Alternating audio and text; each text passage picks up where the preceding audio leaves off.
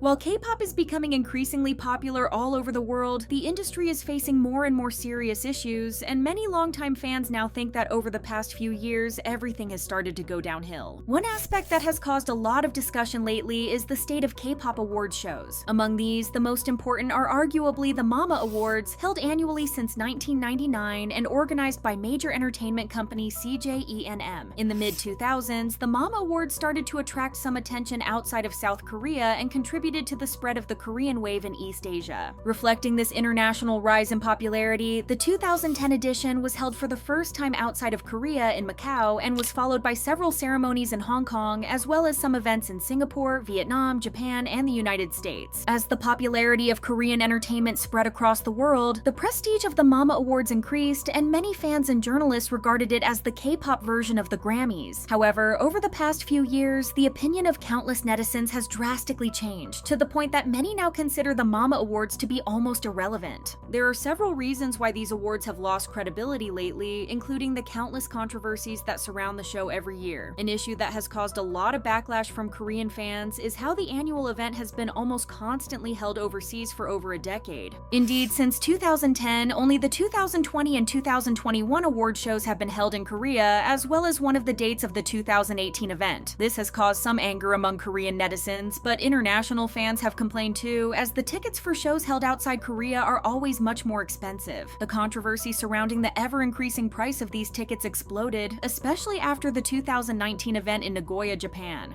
Back then, it was revealed that just for this show, CJENM had earned around $6.6 million by charging over $200 for every ticket. But K-pop artists who performed at the event didn't get paid at all. Apparently, artists present at the Mama Awards ceremonies only receive compensation to cover their flight tickets and accommodation, but don't earn anything from performing on the show. However, idols also need money to pay for their clothing, makeup, backup dancers, and more, so attending award shows ends up being too expensive for many small companies. This aspect has obviously attracted a lot of criticism from both fans and industry insiders, with many pointing out how CJENM earns a ton of money by overcharging fans, but they don't share any of the profits with the artists who convince people to buy tickets for the show. As this news spread across the K-pop fandom, former Crayon Pop member Wei confirmed that this was the truth, and the situation was actually even worse. In a video on her YouTube channel, Wei revealed that idols never get any money for their performances at all year-end shows, not just the Mama Awards. She added that idols are just supposed to be thankful and honored to be attending these events, and even those who win prizes don't get a single cent.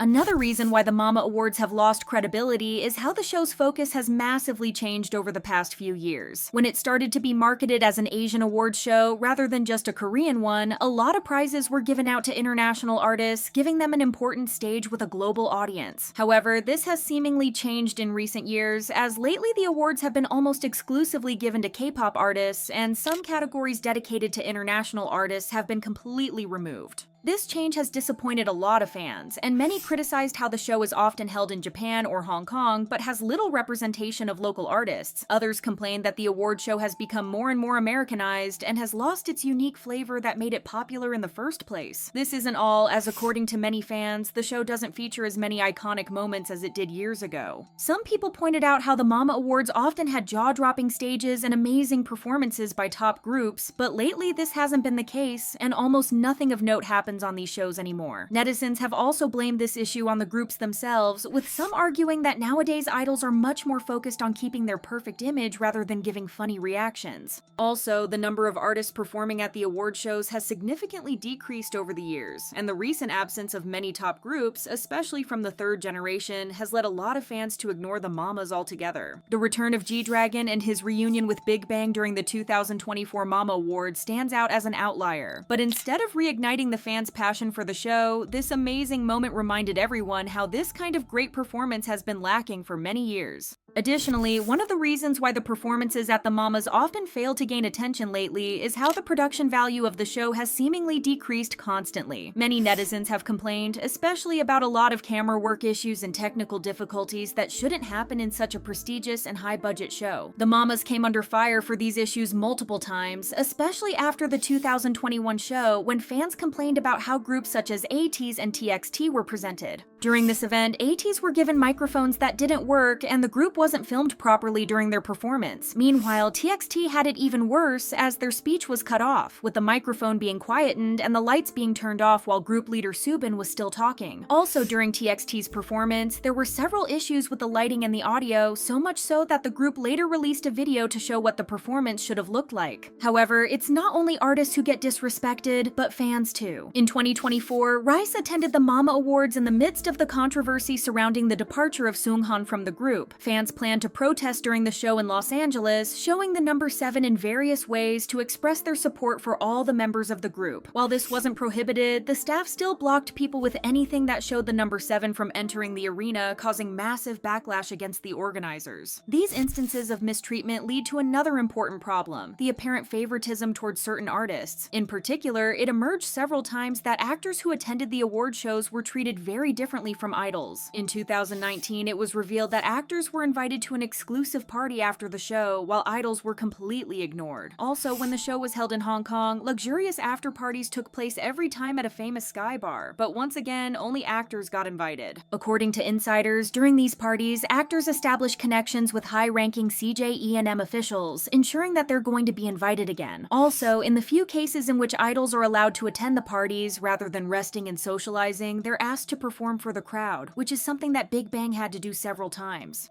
Meanwhile, after the 2020 event, it was revealed that actors had their own waiting rooms, while idols had to wait outside during a cold December evening, with some, like Taeyong of NCT, resorting to getting their makeup done while sitting in a car. Netizens were angered by this, and some pointed out how the difference between how actors and idols are treated is extremely unfair, especially considering how idols practice hard and spend countless sleepless nights preparing for their performance at the show, while actors don't have to do anything. Meanwhile, another massive issue plaguing the Mama Awards is how more and more people think they're just rigged. This isn't a new problem, as questions about the fairness of the awards have been raised for decades. Already in 2007, Shinhwa members Minwoo and Hye-sung canceled their appearance 1 hour before the show began, claiming that the awards weren't given out fairly. 2 years later, SM Entertainment and Inwoo Entertainment also boycotted the show after questioning the fairness of the awards. In 2017, the Mama Awards were surrounded by controversy when the organizers alleged that millions of online votes were cast illegally. When these votes were cancelled from the final count, the rankings of most categories were completely changed, sparking a ton of backlash. Now, the 2025 awards are already set to be quite controversial, as countless netizens have already complained about some suspicious changes. This year, the way winners are selected has been severely altered in many categories, with the weight of the judges panel increasing from 20% to 40%. Meanwhile, album sales and streaming now only account for 30% of the final score each, instead of 40% as it was before, and the weight of global digital sales has been reduced to just 10% of the score. With nearly half of the score now decided by judges, many have raised questions about the show's fairness, arguing that this change reduces transparency and overshadows fan influence. Another change that has raised a lot of eyebrows is how the categories for Best New Male Artist and Best New Female Artist have been merged into a single Best New Artist award. Many feel like these changes have been made specifically to favor the new co-ed group All Day Project and push them towards winning the prize for Best New Artist. Netizens have also complained about the nominations, pointing out various artists that have seemingly been ignored or excluded from some categories, including major names such as ATEEZ and Lisa of Blackpink. Because of these issues, many netizens already think that the Mama Awards are definitely rigged. With controversies like these only becoming more and more prevalent each year, it's easy to understand why people have lost trust in the Mama Awards and K-pop award shows in general, and why these are now much less relevant than before. What do you think about this issue? Do you think that K-pop award shows are still important? Share your thoughts in the comment section down below, and don't forget to like, subscribe, and hit the notification bell to learn more about the many controversies of the K-pop world. And it's not just award shows, music shows, once the heart of K-pop excitement, have also lost their magic.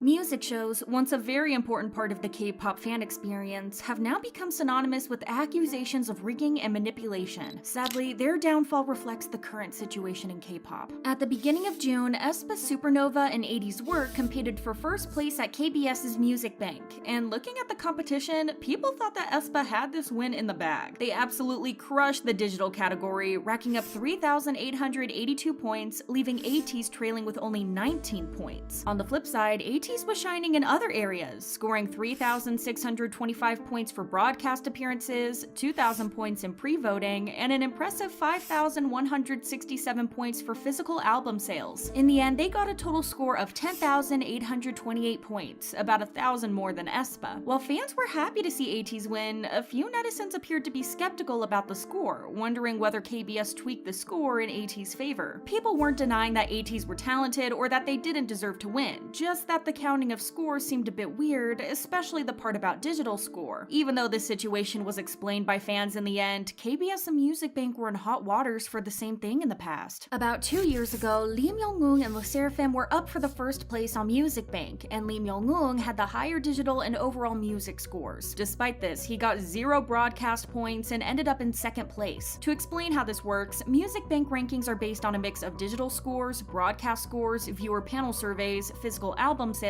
and social media scores. When Lee Myung-woong's fans saw that he dropped to second place despite leading in digital scores, they demanded an explanation from KBS. KBS initially responded saying that Lee Myung-woong's song If We Ever Meet Again earned 0 broadcast points because it wasn't played on any KBS TV shows, radio programs, or digital content. However, Dispatch soon revealed that the song had indeed played multiple times on KBS's radio that week, which made fans even angrier. As accusations of rigging gained more and more attention, a concerned citizen filed a complaint with South Korea's Anti-Corruption and Civil Rights Commission, alleging that Music Bank had manipulated Lee Myung-woong's broadcast score. KBS was cleared of the charges after it was determined that the places where Lee Myung-woong's music was played didn't meet their qualifying criteria. But wasn't it just a bit suspicious that they have this criteria in the first place? But more on that later. More recently, back in February, IU's Love Wins All won over Idol's Super Lady on Music Bank. When the final scores were added up, IU won by a difference of 182 points. However, fans noticed an issue with Idol's score in the physical sales category. Both IU and Idol received 0 points, which raised a lot of questions since IU had only released a digital single while Idol had sold over 1.4 million albums. According to Music Bank's scoring system, those sales should have earned them some points, yet they received a 0. One possible explanation was that all the physical sales points went to Idol's song My Wife, but since the song was banned by KBS, it made it ineligible to be performed or win. Typically in such cases, the physical sales points would go to the album's title track. Even though the issue became quite big, KBS never gave an explanation of IU's win. So with all of these problems, especially with music shows from big broadcasting stations like KBS, why are music shows still considered credible? Well, they're really not doing well anymore, but that doesn't mean that they don't have their advantages. We can't say that music shows are as influential as they once were for promoting songs to the general public due to declining viewership. But even though nobody is tuning in anymore, a standout performance can still attract a lot of attention when posted on popular online forums in South Korea and help the artist or the song on the charts. Artists are also always thrilled to win, no matter how many times they have taken first place, because fan engagement and enthusiasm in voting are still crucial. Winning is also a major milestone for smaller groups with not many chances or resources to promote themselves properly. The worst of it all is that the music shows, especially lately, have become pretty rigged. Outside of the examples that we mentioned, there have been a lot of accusations from fans that broadcasting stations are faking results in exchange for favors. Networks in Korea are actively seeking out K-pop groups to perform and to appear on their shows since they rely heavily on viewership from K-pop fans due to the declining interest among the broader Korean audience. However, to secure these appearances, they offer wins and other favors to companies and groups. This explains why certain companies seem to dominate with content on specific platforms and why fans speculate about favoritism towards certain companies by networks like Mnet or KBS. It's a long-standing practice where music show producers use their influence to secure appearances. For instance, agencies looking to promote their rookie groups may need to exchange appearances and offer an appearance from top-tier artists for another program under the network. If there were accusations of rigging, it wouldn't necessarily involve traditional bribery, but agreements where companies send their artists or groups to participate in shows in exchange for special benefits and exposure. Speaking of Music Bank, there's been quite a buzz about their scoring system these past few years, and it's clear that there are valid concerns. These last few years, the broadcast score stands out a lot more over other factors, which makes it seem like KBS prioritizes the amount companies spend to get their artists on their radio or TV shows rather than emphasizing the song's quality or actual popularity. Viewers have also often criticized Music Bank for its flawed scoring criteria, which they believe are intentionally made to influence the winner. It's no surprise that they keep questioning why the broadcast score is so important that LE SSERAFIM won over a chart giant like Lee Myung-woong on broadcast score only. It's as if the show favors playing the songs of artists they prefer to win and inviting those groups to perform on their shows accordingly. The show and Show Champion have also been accused of rigging and manipulating scores. Most music shows reveal scores based on things like digital sales, music video views, fan voting, and album sales, with each show having its unique scoring method. However, SBS's The Show is notable for its ability to heavily influence outcomes. To explain how they calculate the scores, they have a 1,500-point system from expert judges. This is out of a total score of 10,000, mind you, so you can't be surprised that people were side-eyeing them for not being correct in determining the winner. Because of this, netizens have argued for reducing the importance of these expert scores, or adopting Show Champion's approach of not revealing scores to prevent potential rigging suspicions. Speaking of Show Champion, they hide their scores so they can avoid explaining controversial outcomes that may suggest manipulation. Knowing this, it's not surprising whatsoever that music shows have lost their spark. Not to mention that people don't really care about music show manipulations outside of the fandoms and the groups involved, so whenever it happens, it doesn't become a big deal, and it tends to fizzle out pretty quickly. Well, unless you mess with someone of Lim Young-eun's popularity. There's also a lot of hoops that artists and agencies have to jump through just to take part in these music shows. An article by Ilgan explains the hierarchy in music shows, which is made out of producers who are managed by chief producers. Chief producers are the ones overseeing several programs and play a crucial role in deciding which idols and groups appear on these shows. This gives them significant power, which they enjoy wielding. On Tuesdays, producers meet with agency representatives, leading to 70 to 100 managers waiting over an hour for their turn. If agencies do end up securing spots for the artists on music shows, it's not the most positive thing, as it comes with hefty expenses. Thousands of dollars are spent mainly on stage outfits, as broadcasters prefer artists not to reuse outfits. So because of that, groups typically need around 4 different outfits for the entirety of their promotion period. Considering that agencies and idols spend a lot of time and money to attend and perform at these shows, you would think that they would at least get something in return, either exposure or money, but unfortunately, that's not the case. Hanse from Victon in particular gave a lot of insight on how music shows work. According to his messages on Bubble, the main issue of music shows is the significant costs companies must cover for each appearance, including stage setups, hair, makeup, styling, food, drinks, and staff costs. Hanse highlighted that these expenses can exceed $7,000 per week for a group, yet the financial return is minimal, with idols typically receiving only about $36 per show. Yes, you heard that right, not even $40. This amount then gets divided among group members, so larger groups end up with even less per person. Furthermore, these promotional expenses add to the overall debt that idols raked up over their trainee years. Despite these financial challenges, Hanse acknowledged that fierce competition compels idols to continue participating in music show promotions. Not to mention, the views on music shows are going down significantly. In March of this year, NBC's show Music Core had a viewer rating of only 0.4%, while KBS's Music Bank and SBS's Inkigayo followed closely with 0.8% and 0.7% respectively. Music Bank achieved the highest rating of 1.2%, but overall, these shows struggled to attract viewers, especially among younger audiences. To keep up with the demand and to appeal to their most prominent audience, broadcasters are focusing more on YouTube, where they can reach teens and people in their 20s, as well as international fans. Music shows are still important for creating content, with edited videos also posted on YouTube, especially since younger fans want content that focuses on their favorite idols. Because of this, broadcasters are investing a lot in recording high-quality video fan cams for each of the members of the group. These efforts include features like face cam for close-ups and one-take cam for showing performances as they happen, which tend to get a lot of attention online. This is how they make up for their declining viewership, and from a broadcaster's perspective, investing heavily in YouTube videos always pays off because of the revenue they generate on the platform. But this has also resulted in music shows losing what made them special. Back then, it was interesting to wake up early and tune into every performance, but now it's all uploaded in YouTube in 4K quality, accompanied by about 4 types of fan cams for each member. It's not surprising that the viewership is so low when fans can just go on the internet and search up the group or member that they want. Don't get us wrong, music shows are still fun to watch, but they have undoubtedly lost their essence and what made them special in the first place. However, they're here to stay despite the low viewership and the obvious manipulation of scores.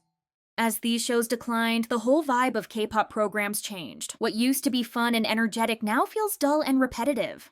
There were a lot of changes that have happened ever since the second generation of K-pop. The concepts, the music, the outfits, and even the content that the fans get provided with have all shifted to something different, but is it for worse or for the better? Well, let's take a look at it. Second generation stans have expressed that they're very jealous of the third and fourth generation K-pop stans because the newer generations have a lot more content that they can find online. A netizen wrote, "They're able to have fan cams and direct fan videos of their idols from performances showing different hair, makeup, and outfits. Also, all the members have individual fan cams too. They also said that they're jealous that newer generation stans can watch encore videos, look at the photo stills, and everything else. They're not wrong, as now almost every idol group has their own variety show, and the company drops new content almost every week, if not every few days. However, second generation stans were lucky to have not only witnessed variety shows at their peak, but idols from different groups and companies interacting with each other without worrying about what fans might say. Variety shows starring K-pop idols have always been important in the K-pop community. Through these shows, fans can get to know the real personality and characteristics of their favorite idol and create a connection with them. Fans who are getting to know new groups start by watching variety shows so they can learn about the groups better. Even though shows like Weekly Idol, Running Man, and Knowing Bros are still going on today, people who have been fans of K-pop groups for a long time can agree that the second generation was the peak of these shows. The idols who debuted in this generation were specifically trained for variety shows. You must remember that social media wasn't as big at the time, so the only way for groups and idols to promote themselves to the general public was by going on different TV shows. Since even non-K-pop fans tuned in, it was important that at least one member had great variety skills so that they could make people interested in them. It all paid off. Through these variety shows, the idols showed their real self without any restraints and appeared closer than ever to fans. They gave off the feeling that they weren't super famous celebrities that were unreachable, but they were your funny friends telling interesting stories about themselves. Not only that, but there were tons of shows, each one having a fun, unique plot which had the idols in different scenarios. Strong Heart invited 20 guest stars, idols and actors, to tell emotional stories so they could make people laugh or cry. The best storyteller won the show, but the most important thing was that the viewers and the fans watching got a chance to look into the lives of these celebrities. Hello Baby had idols taking care of actual children. Invincible Youth featured 7 female idols from different groups who got to experience how it is to live and survive in the Korean rural outdoors. Happy Together was the most popular KBS show for a reason, since it featured star guests who talked about various stuff and did tons of challenges. So despite second generation fans not having content at the tip of their fingers and having the chance to look them up on YouTube, they witnessed their idols form genuine friendships and connections with each other and the fans, something we don't have today. Today, the general public doesn't care about K-pop as much anymore. TV also isn't as popular anymore, so companies don't find it important to cast their artists in variety shows. It was reported that since the fan bases of Korean artists don't watch TV, broadcasting officials find it more reasonable to cast someone like Lee Myung-woong, Song Ga-in, and other celebrities that are sure to bring in the ratings. Because of this, groups mostly promote themselves through YouTube or even their own variety shows. Companies are focusing on catering to their own fan bases and international audiences, so most of the time, these shows are heavily scripted and not as fun. There are of course a few exceptions, but it's a lot different from back then. Because the shows right now are about a certain group only, idols don't have the chance to get out of their shells as much, and for someone who's just getting into the group, some jokes are probably going to fly right over their head. Idols and groups still appear on variety shows as of today, but the energy is totally off. The hosts are not as fun and engaging, and most of the time, they fail to make idols feel comfortable enough to open up more. It seems they're more focused on reading off cards rather than making the show enjoyable for everyone. The segments of shows have mostly remained the same throughout the years, focusing more on dance challenges, which doesn't leave much room for entertainment in another format. Idols are also not trained in variety and appear very awkward on TV. While we might know whether they're actually funny or not, their humor doesn't seem to translate well into variety since idols find it hard to think quickly, play off other people, and catch the pace of jokes. They also shy away from looking ridiculous or telling stories that would make them look bad in front of their fans. Because of how conscious the fourth generation idols are about their image, they refrain from doing or saying anything to harm it. Even if the variety shows bring back the same format as back then, it wouldn't work at all in today's climate. The fandom spaces are now more hostile and dramatic, so jokes in some formats would create situations that would be horrible for the idols and everyone included. Back then, the hosts could freely make fun of groups and everyone would laugh and have fun, but now, fans would probably send threats to the hosts and trend hashtags demanding justice. Male and female idols also got to interact more without fans jumping to the conclusion that the two are dating and spam said idols' comments with hate. The variety show hosts openly ask idols about dating rumors, and there was even a show called We Got Married back in the day, which paired up 2 different celebrities and had them act like they were a married couple and complete various challenges together along the way. The fans eagerly waited for new episodes and were overjoyed to see their favorite idols on the show. Now imagine the things that could go down if the show aired today. It would probably be cancelled on the first episode due to the backlash the producers and the idols themselves would get. Aside from dating, the jokes and stories that these idols would be telling on the show would get them cancelled either by fans or netizens. Back then, artists weren't as cautious much as about the things that they do or say as they are today. Today, idols know that every small word or gesture taken out of context can get them on the front page of some online community, with tons of netizens commenting about how horrible they are or wondering why they have a career in the first place under the post. Even if the second and first generation idols were hated and bashed on, it wasn't as prominent as today because of the lack of social media, so they were able to discuss things more freely. They made fun of their members, other idols, and companies without sparing anyone. Sooyoung of Girls' Generation, probably the most popular girl group at the time, was caught making fun of her members several times on national TV. On top of listing all the things she doesn't like about them, she rolled her eyes when the members spoke, compared them to dogs, kicked Minho, and dissed boy group members. Now imagine if an idol did all of these today. They would be called a harasser, fans would ask for their removal from the group due to the alleged mistreatment, and they'd have about hundreds of dating rumors with every idol of the opposite gender they interacted with. In fact, a lot of the second generation idols would be cancelled if they debuted in the fourth generation. The positive side of all this is that the group seem to feel much more comfortable now that they're doing variety shows on their own rather than they would be with a host. No matter how free idols were about the things that they were talking about, the host sometimes would go over the top and make idols feel uneasy and sometimes even physically hurt them. Donnie and Coney are infamous for this, since they often made some tasteless jokes at idols' expense and even sometimes found joy in seeing them feeling tense or on edge. Even though they were the reason why Weekly Idol became so popular, they went viral multiple times for how they treated idols. A known incident is when they hit Twice's Jonghyun with a hammer so hard that she was visibly hurt. Because she's an idol with a certain image and was on camera, Jonghyun showed that she was in pain for a quick second before getting back up and pretending nothing happened. Donnie also sat on NCT's Lundrin's leg and wouldn't get up even though Lundrin looked like he was in pain. Jenna was also touched without his consent and looked uncomfortable throughout it all. Through their own variety shows, idols seem to be feeling more at ease since they're in the company of people they already know. This may also be the reason why they're a lot more entertaining in their own variety shows than they would be on TV. These are also more appealing to fans since they get their favorite idols throughout the entire episode. The camera time is only taken up by the idols and not by MCs or idols that don't interest them. It's also easier for the editors to stitch up the footage and make the show more entertaining. The same case applies to variety shows that are led by idols rather than comedians or normal hosts. Older idols who also get to be hosts are less controlling of the environment and better at making idols come out of their shell. All in all, it would be good if companies sent their idols to variety shows, but if the idols feel more at ease at their own shows, then so be it. But it's undeniable that the quality of variety shows have declined over the years, and if idols or hosts are to be blamed for it, that's to be decided.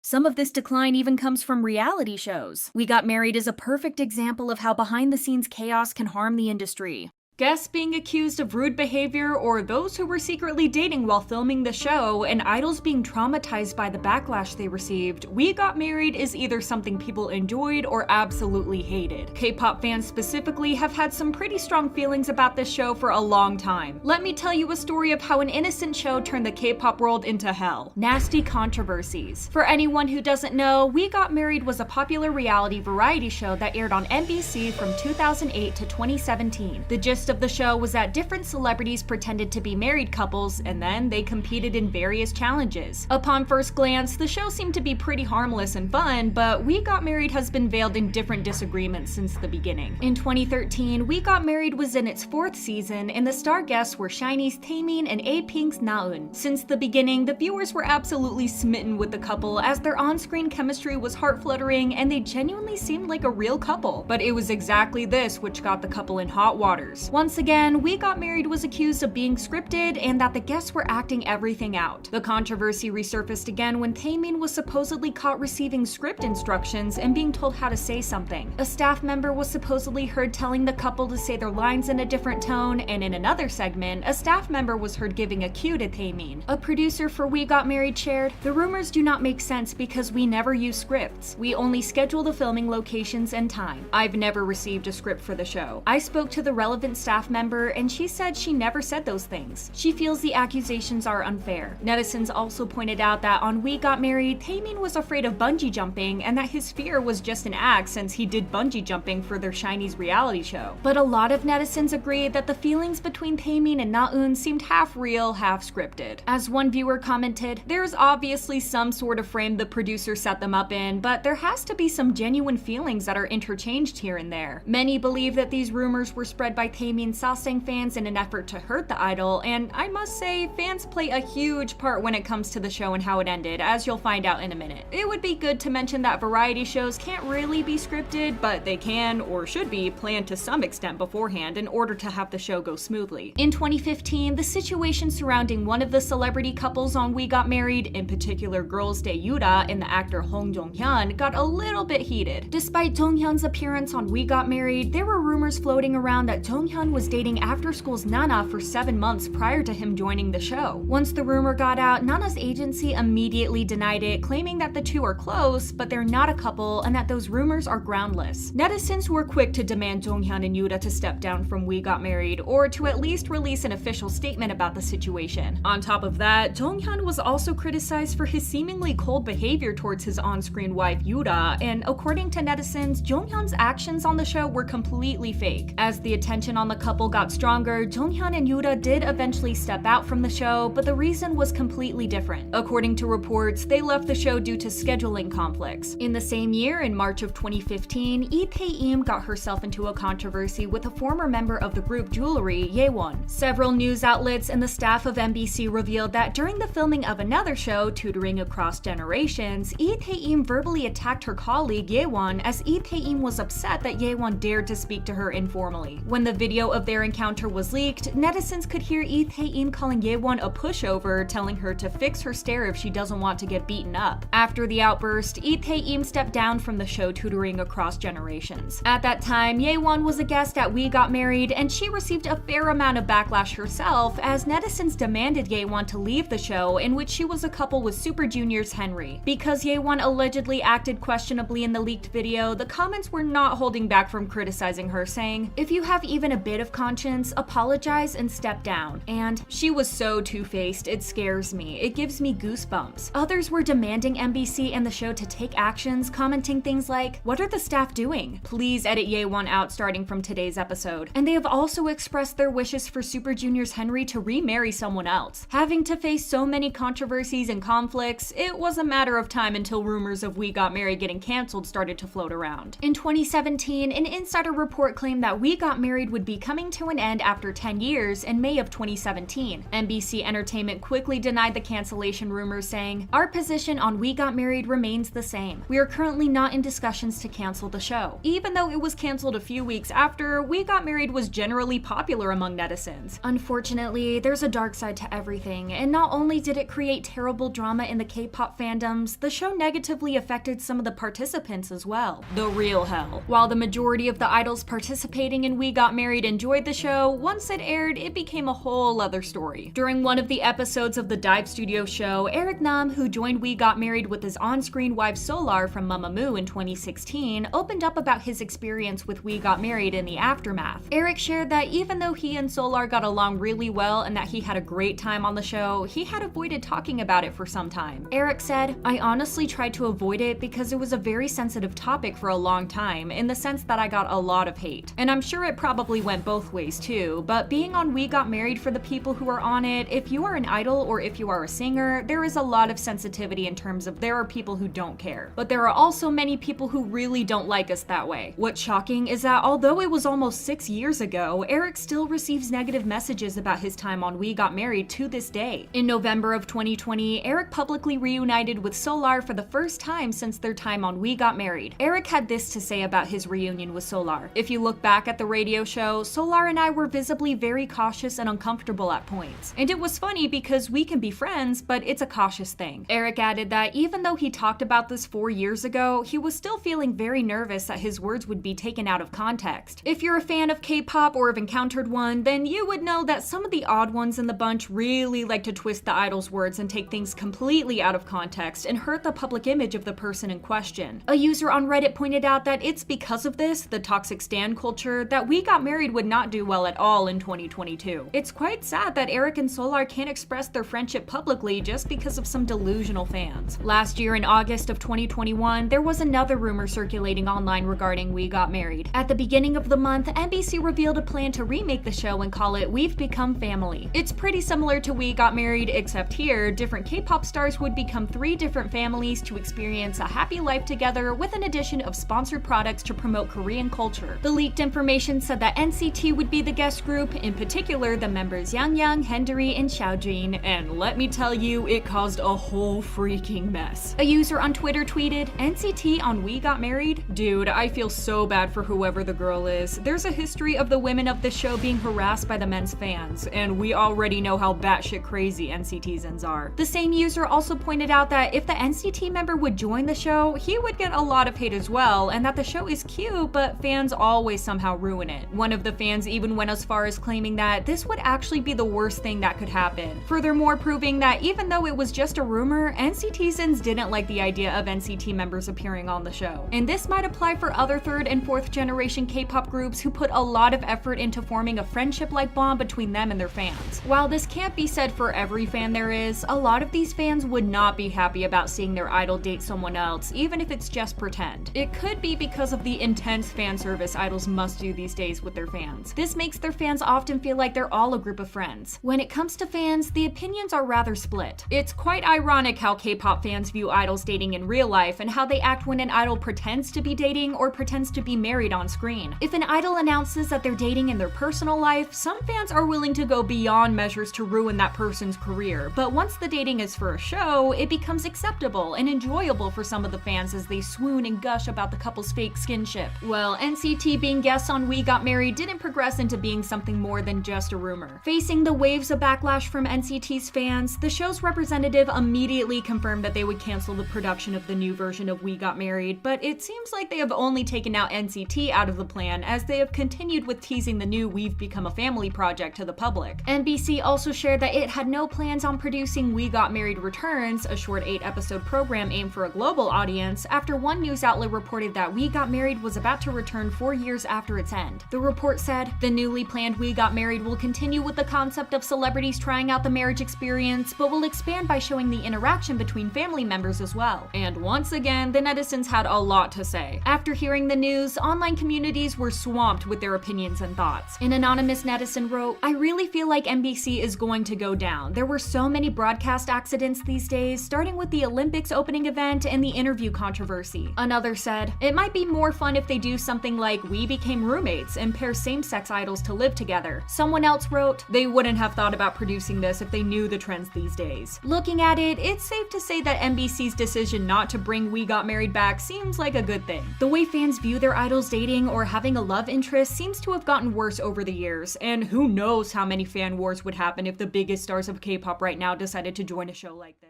Beyond reality TV, K-pop has shifted its focus. Now it often feels more about fashion and brand deals than actual music.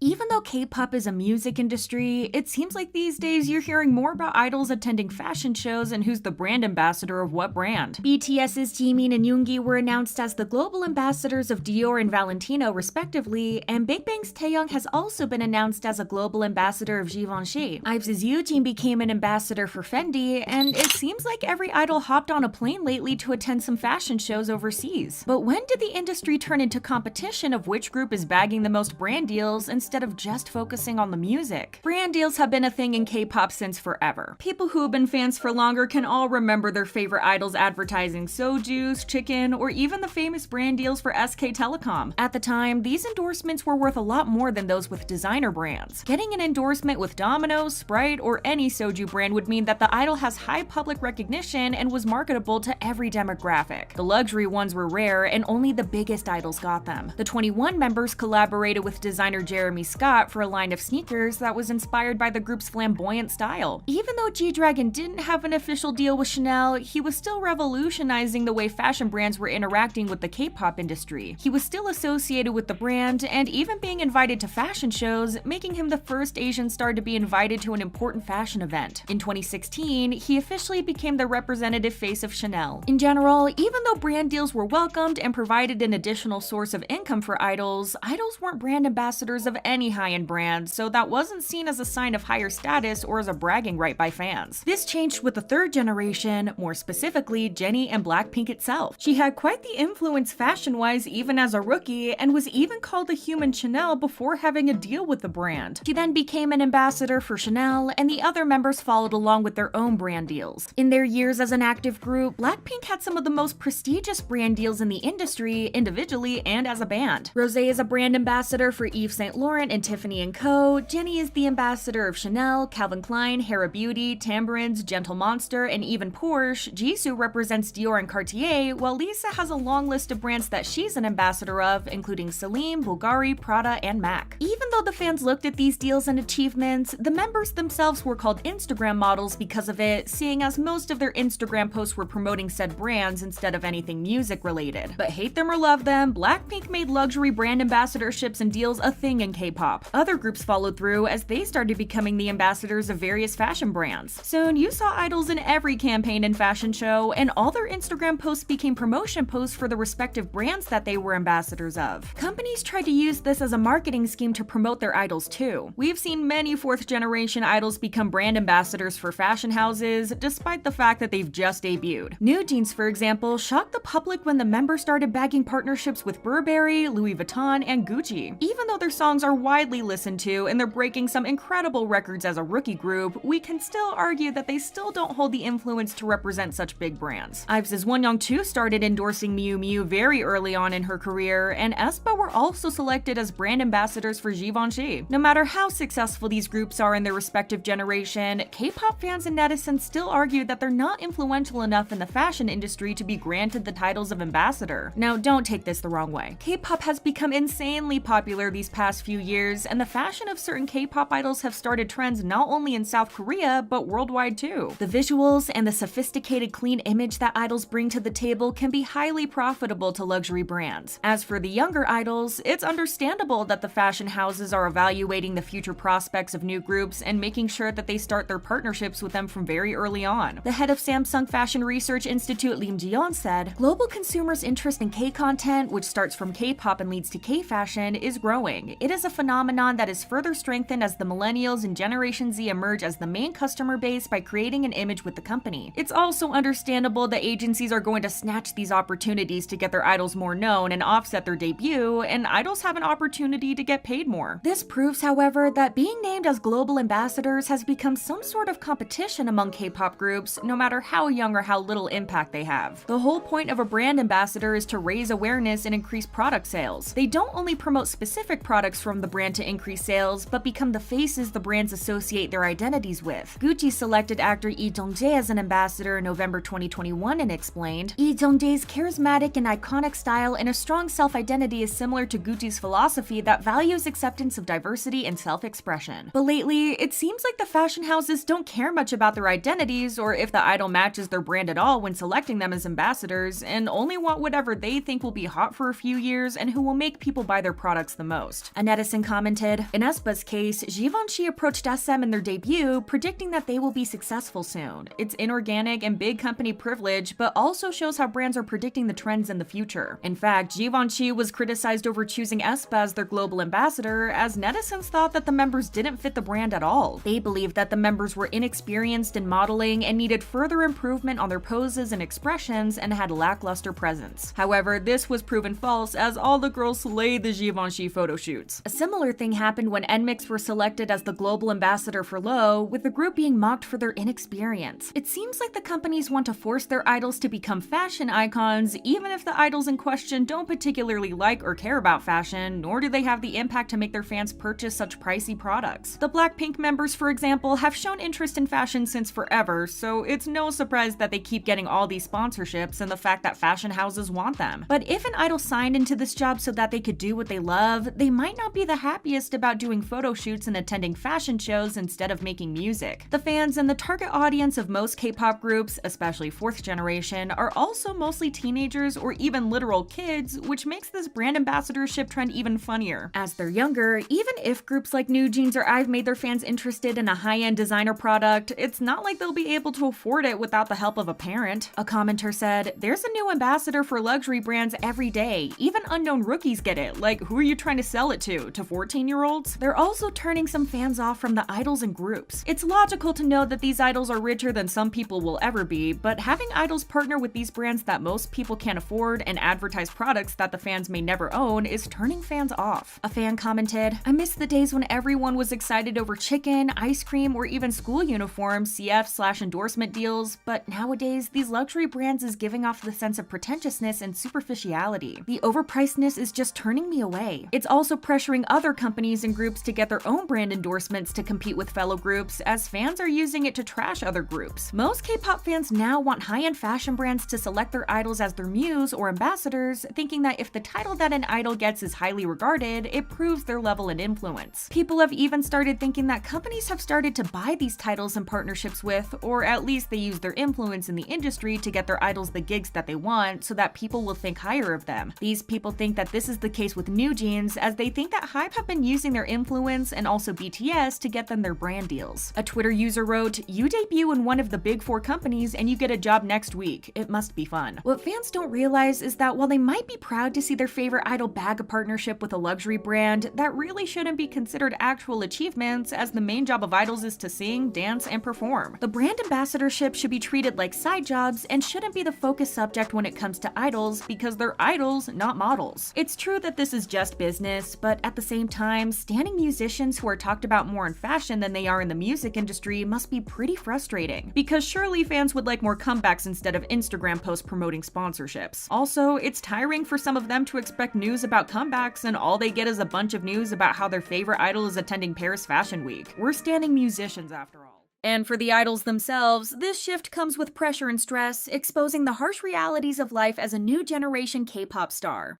The K-pop industry is fiercely competitive, and not everyone makes it. Those who do face immense pressure and sky-high expectations. It's no surprise that some fans feel the K-pop scene has grown more toxic, as certain die-hard supporters go to extreme lengths to express their disappointment when their idols fall short of their ideals. Nowadays, it's hard to keep track of how many times these young idols have publicly apologized for the most mundane and ordinary things. The need to be the perfect idol is intense, but some of these fans seemingly forget to remember that idols are, at the end of the day, ordinary people just like us. Regular citizens wouldn't go around apologizing for not knowing a certain kind of dish, so why do some K-pop fans expect these idols, some of whom are still children, to know everything? A year ago, in January of 2024, New Jeans Minji had to post a public apology because she didn't know what kalguksu is. During one of their broadcasts, which took place in 2023, the host and the girls were talking about different kinds of noodle dishes, and when kalguksu, a traditional and common Korean dish of knife-cut noodles, was brought up, Minji subconsciously said to herself, "What is kalguksu?" Because Minji is a picky eater and she had never eaten this dish before, she was thinking about the type and the taste of the food and didn't expect that her absent-minded question would spark an entire controversy. Netizens who were disappointed because of Minji's comment didn't hesitate to send her all kinds of hurtful comments and messages. The situation dragged on for a whole year and escalated in Minji having to release a public statement in which she apologized for her mistake and clarified that she was thinking about the texture of the food, not the food itself. Many netizens took the chance to make baseless claims that Minji was a pretentious, rich, and luxurious girl who studied overseas. They couldn't understand how Minji, a Korean girl who grew up in Gangwon-do, didn't know what kalguksu was. They deemed Minji to be uncultured and claimed she was too privileged to know about Korea's traditional cuisine. In a separate live stream, Minji further clarified that because there are so many variations of the kalguksu dish, each containing different ingredients, it's understandable that she wouldn't know each and every kind of this dish. The situation was made into something bigger than it truly was, and further proves how high these expectations from fans towards the idols are. International fans were quick to defend Minji from Korean netizens who harassed the young idol for an entire year just because she didn't know what kind of food they were talking about. Many of these fans considered Minji's apology to be completely unnecessary and thought the entire situation was ridiculous. In a similar nature, New Jeans Danielle held a live stream with her sister on February 5th of this year. During the live stream, the girls were listening to different songs and generally having a good time. However, a clip from the live stream of Danielle singing along to the song My Universe by Coldplay and BTS went viral across social media, and of course, Danielle was suddenly hit with a wave of backlash for simply singing a song. The post garnered over 100,000 views on an online community forum, and netizens flocked to the comments to criticize Danielle for singing a BTS song while in the midst of their lawsuit with HYBE. Since the girls were listening to Coldplay songs, their collaboration with BTS automatically came on shuffle, and many netizens agreed that the situation would be even more awkward if Danielle decided to skip the song. Some of these apologies are so out of the blue that they are hard to comprehend, further showing that idols nowadays have to truly watch everything they say and do. At the end of January this year, JYP Entertainment's new boy group Kickflip had to apologize for not covering Twice's Cheer Up choreography perfectly. Some of Twice's extremist fans took issue with how Kickflip treated the song, and as a result, the group decided to release a public apology. To many fans, this didn't make sense sense at all since Kickflip really didn't do anything wrong. Many of the group's supporters defended the boys, claiming that the song is almost 9 years old and because the boys are so young, they were literal children when the song was released. Hence, it's completely understandable they don't know every single step of the choreography. The members themselves admitted that they were underprepared during the segment where they had to guess and dance to songs as they were selected at random, adding they felt nervous because they had to perform in front of so many of their fans. Repeating their apology over and over again, the boys blamed themselves for not knowing what they should have known. Hearing how genuinely sorry the boys were made many of their fans very sad. Looking back to the previous years, if an idol didn't know how to cover someone's choreography perfectly, it would be treated with humor and a light heart. Nowadays, idols are forced to apologize for simply not knowing. Many K-pop fans criticize JYP Entertainment for making the boys apologize in the first place, as well as channeling their frustrations towards extremist Twice fans, who were the reason these boys had to apologize in the first place. In August of 2024, the girl group WOA had to issue an apology for something that should have been handled by their agency. During the popular ISAC games, many of these idols and groups prepared special gifts for their fans. It varied from handwritten notes, snacks, and desserts to gift cards and other memorabilia. However, an online community post about the gifts from WOA went viral as the original poster claimed WOA handed the worst gifts out of all the idols participating. Fans of this group were given a meal for lunch, while other groups handed out snacks for breakfast and dinner as well. The original poster said that because there was no dinner, the agency told the fans to take care of their meals themselves. WOA's fans only received a sandwich set during the 10 hours and were also caught apparently reusing photo cards. The agency also warned these fans that if they left the premises to buy themselves dinner, they wouldn't be able to come back again. WOA's Wooyeon became aware of the situation and left a message apologizing to their fans as if the group was the one to blame. Wooyeon apologized for not preparing enough as this was their first time attending ISAC. Many of their fans were furious that Wooyeon had to be the one to apologize when it should have been their agency, who obviously didn't do enough preparations. Being held accountable for basically anything at this point was definitely not common in the previous generations of K-pop. The previous generation seemed to be generally more laid back, and idols didn't seem to be scrutinized for every single thing. Even though dating was always treated harshly by fans, even in earlier generations of K-pop, it was definitely nowhere near as drastic as it is right now. Most of these fans have developed an intense parasocial relationship with their idol, so they can view their favorite idol dating as a deep betrayal of the bond between the idol and the fan. Many of these fans are adamant that nothing should come between them and their favorite idol, and fans should always be their top priority. This could be the reason why so many idols have been sharing public apologies for even getting into dating rumors. What's worse is that some fans took it a step further and started to verbally harass these idols in public places. In December of 2024, two idols from two of the biggest K-pop groups, aespa's Winter and ENHYPEN's Jongwon, were entangled in a dating scandal. Even though it was clarified by both of their agencies and Jongwon himself that they were definitely not dating, the rumor escalated into something very ugly and potentially very dangerous. SM Entertainment even hinted at a possible attempt at blackmail in their response to the rumors, claiming that the individual who released alleged pictures of Winter and Jongwon contacted a media outlet with the intent of receiving money for the pictures. They also attempted to communicate with SM, and when the media outlet refused to exchange money for the pictures, the individual released the pictures out of spite. Despite the firm denials from both agencies and the idols, some fans were not happy and decided to take it up a notch and deal with the situation by verbally harassing Winter in front of a hotel. Alongside Karina, the two girls flew to Shanghai to attend the KMS offline fan sign event on December 15th. Videos of Winter being surrounded by a large group of people with their phones out, screaming and cursing at her, went viral quickly after the girls touched down in Shanghai. A group of people surrounded the outside of the hotel the girls were staying at, and the video clearly shows them aggressively shouting and screaming curses related to dating. Many of the group's fans quickly put two and two together and realized that this was related to Winter's dating rumor with Jongwon. One netizen who witnessed the situation wrote on Threads, "Antis followed their car to the hotel parkade and even confidently cursed at Winter in Mandarin, English, and Korean. My heart is broken. Cover your ears, Winter." Some fans on Twitter begged SM to cancel any future schedules in China as the girls seem to have bad experiences with their Chinese fans. aespa's fans also raised their concern about the girls being potentially stalked by these fans, as well as the company's ability to protect their artists since the location of their hotel was leaked so easily. Despite everything, they still asked SM to take appropriate measures to ensure their safety. Rice's Seunghan is a prime example of how these fans don't play about dating and will stop at nothing to show their disapproval. After pictures of Seunghan kissing a girl and smoking were leaked online, the entire Rice's fandom was in shambles. There were the fans who remained supportive through it all, and then there were the fans who tried their hardest to push Seunghan Seunghan out of the group. Despite the numerous petitions with thousands of signatures in support of Seunghan, as a result of the extreme backlash from fans and netizens, Seunghan left the group and SM Entertainment just a day after the announcement he would be returning back to his activities with the group. Even though the people who called for Seunghan's removal from the group at the same time as thousands of other people stood beside him, it still wasn't enough of them. Sending funeral wreaths for these idols in their early adulthood is yet another reason why many netizens claim that this generation of K-pop has become more malicious and more hateful than ever before. During this time, SM Entertainment was scrutinized back and forth, with fans angered that the company enabled and justified these fans to get away with a behavior this disrespectful and hateful. It's no wonder that some fans of the older generations decided to leave the K-pop space completely, as it somehow became a very toxic environment to be in. K-pop fandoms used to be such a joyful and happy space to be in, but many fans and netizens are worried that it might never go back to what it used to be.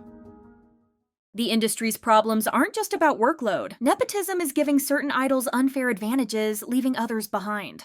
The term Nepo baby has been a hot topic on social media for a while now, and recently it has taken the K-pop industry by storm. Everybody was aware that some people used their parents' connections to get ahead in their careers, but it was unknown to people just how many celebrities had famous parents. Sure, they might be talented on their own, but we can't deny that the status of their relatives has definitely helped a lot. The term got a lot more traction in December of 2022 after Vulture published 2 articles exploring the concept. However, is nepotism as prevalent in K-pop as it is in the West?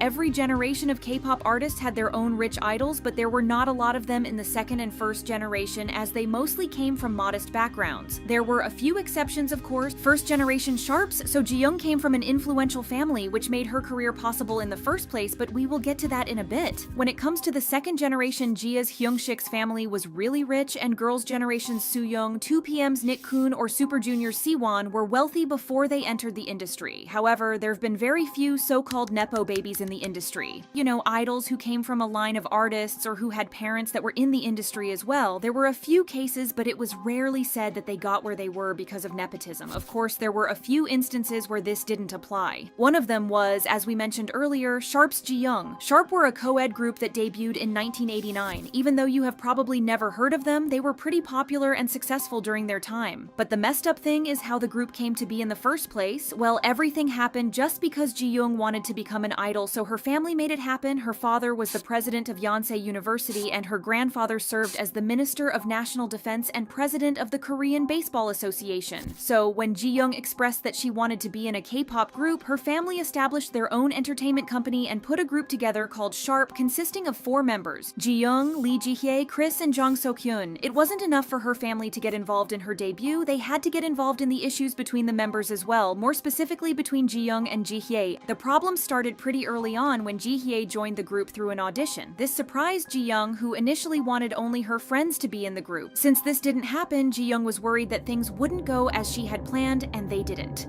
Despite the group being formed for and around Jiyoung, Jihye's exceptional vocals gained significant attention, which only worried Jiyoung, so she dealt with it by mistreating her fellow member. Jihye faced threats and even physical attacks from Jiyoung's boyfriend, and the latter's mom also caused a scene at a broadcast hall. Fed up with everything, Jihye fought back, leading Jiyoung's dad to cancel group schedules, falsely claiming Jihye had hit and mistreated Jiyoung. In the end, the manager of the group exposed everything that was going on behind the scenes, and the group ended up disbanding. However, this incident only highlighted the harm of nepotism in the industry. Those with connections may think they deserve all the opportunities that life has given them, even if they don't have any talent or skills. In Sharp's case, this created a toxic environment, with the Nepo baby harboring resentment if others got more attention or chances. Another idol, now from the second generation, who was accused of being a Nepo baby was girls' generation Sunny. Sunny is the niece of Lee Soo-min, who, as we all know, is the founder of SM Entertainment. Her dad also happened to be a legendary singer from one of Korea's earliest bands, Runway. Sunny first tried to break into the industry through her dad's agency, Star World, aiming to debut with another trainee in a duo that would be called Teen Top. After 5 years of training, the agency ultimately ended up shutting down. She then auditioned for SM Entertainment, her uncle's company. In hindsight, it looks like classic nepotism. The CEO's niece auditions, gets accepted, and then becomes a part of one of the biggest girl groups. Interestingly, she auditioned using a different name to keep her connection to Lee Soo-min a secret. We're not trying to say that she's got into the company just because because she's Lee Soo-min's niece. However, you can't exactly argue that it didn't help. She could join her father's company and didn't have to gamble her future by auditioning in different agencies, getting in debt to finance her dream, or facing the possibility that everything might come crashing down if the group were to disband. When her father's agency shut down, she had a second plan, which just happened to be SM, but even in her case, the word nepotism wasn't thrown around very often. You could see it used in fan wars, but it wasn't like articles were going around calling her a Nepo baby. It looks like this has changed in the fourth generation though, and people are divided on how to feel about this. Once the already mentioned Vulture articles hit the internet, everyone was scrambling to see if their favorite artists were self-made or a product of nepotism. K-pop fans got on this too and started pointing fingers at idols, accusing them of getting into the industry through their connections. In this small hysteria, it seems like people completely lost the meaning of what Nepo babies actually are. For example, Jennie of Blackpink was called one on many occasions, despite the fact that her mother is not related to the industry whatsoever. The Blackpink members in general tend to be accused of nepotism when everything we know has proved otherwise. A few people also called EXO's Suho and BTS's Jin Nepo babies due to the fact that they have rich families, but people seem to be forgetting that just because your family is rich doesn't immediately mean that you are a Nepo baby. aespa's Giselle was faced with similar accusations at the start of her career, with reports coming out that her aunt was dating Lee Soo-min, which might have contributed to her getting into the company and even the group. However, Giselle denied the rumors that she came from a rich family, but even before she said anything about it, the fact that she was accepted into the company through SM's Saturday auditions said enough about her talents, as the Saturday auditions are infamously known as the hardest auditions in the K-pop industry. Another extreme case of this was when Kepler's Bahiyi was called a Nepo baby just because her brother Kai is a member of TXT. His group is well known and he's a popular idol, but he isn't influential enough for people to accuse his sister of getting into Kepler because of him. The word was just being thrown around like it was nothing, and it's seriously undermining the blood, sweat, and tears these idols put into debuting and getting where they are. However, now let's talk about the real Nepo babies in K-pop and the negative effect that they're going to ultimately have on the industry. One of them is Lauren. If you're not very familiar with him, you might have seen him in the music video of Blackpink's Lovesick Girls or other videos along with the members. However, there's more to him than his friendship with the girls, as he's actually the son of Naver's founder. Naver is something like Korea's Google, so you can imagine how rich his family is. He has worked in music before, more specifically as one of the producers in G-Dragon's Bull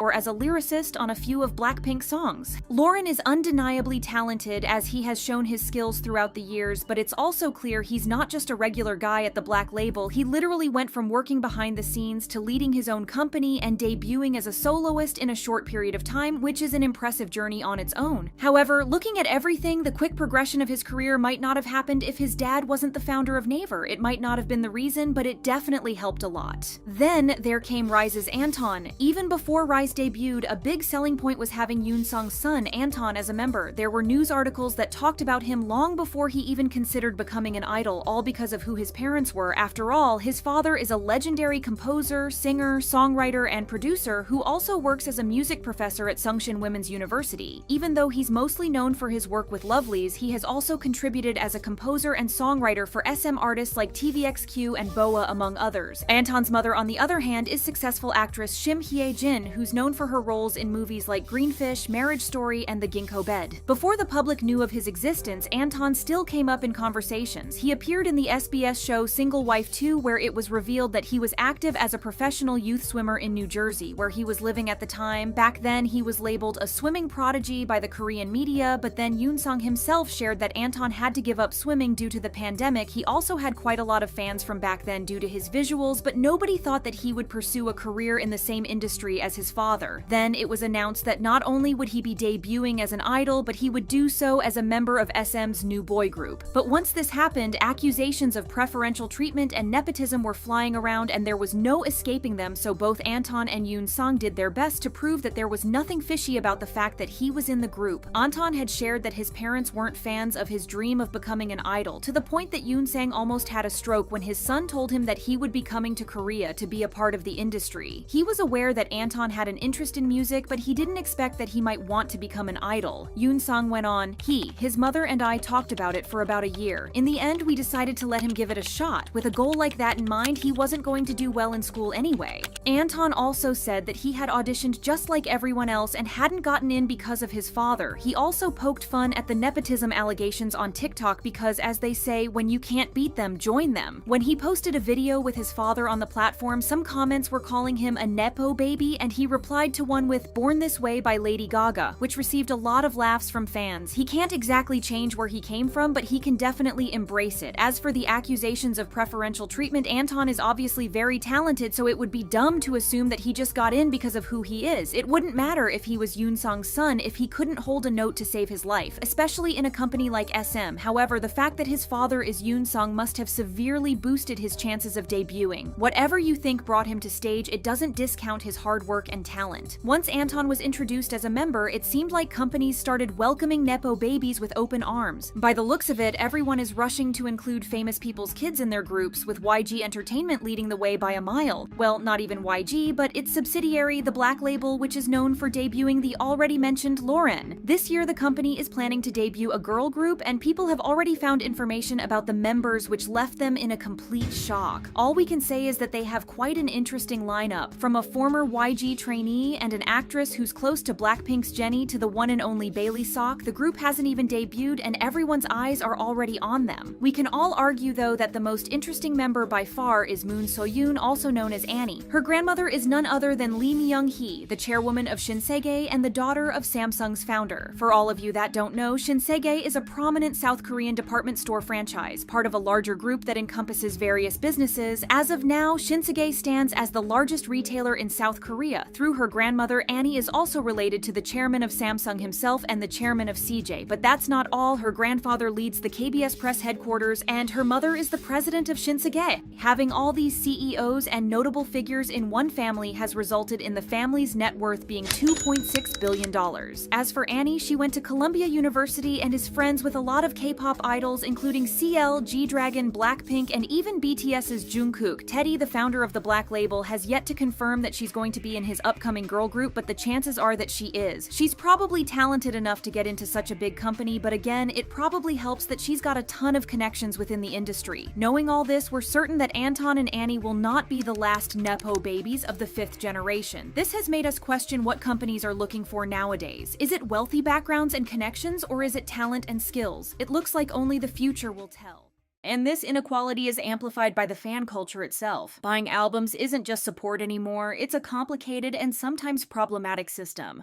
In recent years, the principle of album buying completely changed and became problematic. Why is that? The bulk buying problem started in recent years when the demand to own more albums and therefore boost sales came to the scene. Back in the day, the number of albums sold used to reflect how big the fandom is, and while buying them wasn't mandatory, fans used to collect them as physical memorabilia, giving the company an estimated number of how many people would eventually invest money into the group. It used to be each person buying 1, maybe 2 albums to complete their collection, but with the increased numbers of albums the companies put out, the bigger the need to owe them all got. There are groups like BTS, ATEEZ, or 17 who have multiple album collections, and putting them all together creates an image or word on the spine of the albums, so naturally fans want to own all of them. But besides collecting the albums, the sales are the true enemy of the environment and the true ally of the money-hungry companies. Every fandom wants their faves to be the most successful and place the highest on the charts. The main contributors to this are streaming and album buying, with the importance of both being stressed almost non-stop in the fandoms during the comeback season. Album buying comes on top because it contributes the most to the charts. According to the New York Times, one album equals 1,250 streams on a paid platform like Spotify and 3,750 streams on a free platform. To buy as many albums as possible, each fandom started organizing donations to place group orders so the fandom themselves can estimate how many albums they bought and how well would the group chart. Despite the rise in popularity of these donations, the masters of bulk buying and mass group orders orders still remain Chinese K-pop bars. They're usually focused on each member of the group and have members of the bar who place the orders. The advantage of ordering through a Chinese bar is the reward system the bar admins themselves have organized. For example, when you order 3 albums, you get a special keychain. The biggest number of orders in 2022 was made by BTS's V China Baidu V Bar, who spent $3.5 million on orders of the BTS's anthology album Proof. The numbers the bar pull usually show how popular each member is, which became an issue in the aespa fandom during their latest comeback. The Karina bar bought 335,000 albums, which outnumbered even Ningning's bar, who is Chinese. On the other hand, Giselle bar only bought 11,000 albums. While the girls are still getting paid equally, the stark difference is alarming, especially considering the girls have many years ahead of them and the difference in numbers might keep getting bigger. Another even more notable case was with IVE and the Chinese Wonyoung bar that bought 98,000 copies of the Love Dive album. IVE is a rookie group, and even though Wonyoung was a popular member of IVE's one before, it seems like she basically carried the Love Dive sales, since the overall number of the albums sold ended up being 500,000, making Wonyoung bar responsible for nearly 1/5 of all the albums sold. Does that make IVE exceptionally famous rookies, or is Wonyoung bar just extremely dedicated? The toxic systems of donations and bulk buying became so normalized that people in fandoms don't even think twice about it. Some fans voluntarily donate money to organized PayPal accounts just so different fans can later sign up and take funds to buy albums for the money. The whole system is problematic because not only does it mess up the numbers versus real-life popularity, but it creates an unfair system for the smaller groups where people won't organize these fundraisers. And let's not talk about the guilt tripping that can occur within the fandom, where there will always be a person who will say that you don't want your faves to succeed because you're not investing money in them. Even K-pop idols themselves are aware of the problem with bulk buying, which led to some speaking against it. Red Velvet's Wendy was one of the few idols who spoke up after one fan said that they were going to make a lot of money and go to your concert and buy your albums. This encouraged Wendy to say on Bubble, "Please don't buy multiple copies of our album. With that money, take care of your health or eat something yummy with your family." Bulk buying of albums is not only directed towards the charts, but it's also the companies directly deepening the problem with the organization of one-on-one online fan signs. During the pandemic, the present fan signs weren't possible, so the companies and the album distributors came up with an alternative. When you buy an album of an artist, you get a slot in the competition of winning an online fan call with the artist, with the slots multiplying with the albums bought. This led to many fans bulk buying albums just to secure their chance to speak to their favorite idol. It was kind of like the companies came up with their own reward system for fans that bought so many albums, as the albums were obviously counted towards the charts and helped with the group's popularity. Another album-related problem arose in recent years with K-pop photo cards. Back in the day, people used to pull photo cards as something cute, surrounded by surprise and mystery to see which one you would pull. Nowadays, it's a fight between who can secure the best and the rarest piece of cardboard sold by the companies. It all started with Dolbang Shingi back in 2007 when their first photo cards were put into their Japanese album Summer, but in South Korea, it wasn't until 2010 when Girls' Generation had their photo cards in their album Oh. Since then, photo cards started getting more frequent in K-pop albums and are now the most important part of the album, many times even more important than the CD. The problem started when, instead of exchanging the photo cards, the fans started reselling them, creating a business out of the most in-demand photo cards. Especially when the photo cards stopped being limited to only those that came with the album, but different events and merch releases started offering special photo cards, which only made them harder to collect. The priciest and most expensive photo cards come from sets that were printed in minimal numbers or special events that only a small number of people could attend. For example, for the NCT 2020 album Resonance Part 1, there was a special silver yearbook card that you could get only if you ordered through a Korean site, as it was only included in the first batch of the albums. There were only 500 photo cards of each member printed, making it incredibly hard to obtain. Nowadays, these cards are selling for about $900 each, so if you want to collect all 23 members of NCT, get your credit card ready. Or when BTS held a special event in Seoul called Butterful Night, where the winners were part of the lucky draw competition for exclusive photo cards. Currently, a Jungkook photo card from this event is being sold on eBay for $3,500. The companies recognize how in-demand photo cards are since they started making pre-order exclusive photo cards. The company secures more sales even before the album is out, and the fans can look forward to special pieces of cardboard. Despite the many downsides of the photo card business, there is at least one upside to it, and that is stopping the downfall of physical copies in an age so digital. People lost the need to own physical copies of things, and that's not just music, but other kinds of media as well, since everything is on online streaming sites. But the special inclusions in albums really brought back the need to have a physical reminder of your favorite artist, since any type of media that is online can easily vanish. On the other hand, all the versions bought only for one particular thing like a photo card is is creating a much bigger environmental problem. If someone orders 10 albums and hopes to obtain one photo card, what will they do with the rest of the albums? There is no way someone wants to have so many copies of one of the same thing at their home, and there's nothing else to do but throw the packaging out. There are many plastic wraps so the albums won't get damaged, and the packaging is made out of a hard and sustainable plastic and cardboard that is made to last. It's great if fans plan to keep and preserve the albums, but sadly, the materials that are made to last are hard to recycle. The bulk of buying the albums just for the artist to do well in the charts means owning way more albums compared to a casual fan, which means having more trash to throw out. A picture where a person threw out 2 cardboard boxes of NCT albums after taking out the photo cards went viral and faced backlash. According to the Gaon chart, in 2019, there were 24.5 million K-pop albums sold, whereas in 2021, that number doubled. However, in recent years, the companies became more aware of how much waste can be created by their album packaging and decided to take steps. YG announced their shift to eco-friendly packaging at the end of 2021. JYP and HYBE also promised to look for more eco-friendly packaging and eventually get rid of physical albums in general. JYP's vision is to have QR codes sent to the fans who bought the albums and only ship the photo cards, which should also be made out of more environmentally friendly material. So far, the latest album they made, Stray Kids Maxiden, is still a physical one, but is more book-like and made out of cardboard, which lessened the number of plastic used on the album. HYBE had the same vision as JYP to only have a digital Weverse album with the photo cards sent to the buyer. They partly tried this with 17's Face the Sun and Promise 9's From Our Memento box, where the albums were both released as Weverse digital albums, but also had physical copies. However, they fully realized this idea with J-Hope's Jack in the Box. There is no physical copy or photo book, only the photo cards that were sent to the fans who bought the album. Despite trying to go the most environmental route, HYBE got called out for being a hypocrite as all of their other artists kept having physical copies, and so did their bandmate Jin, so the whole thing just didn't feel like a fair move to J-Hope's fans. The biggest changes can be seen by FNC Entertainment, as SF9's album The Wave OF9 is made out of materials that will decompose naturally. Do you think bulk buying of albums is a big problem in the K-pop community? Coupled with overprotective fandoms, this only reinforces the idea that idols are untouchable or fragile, but they're far from it.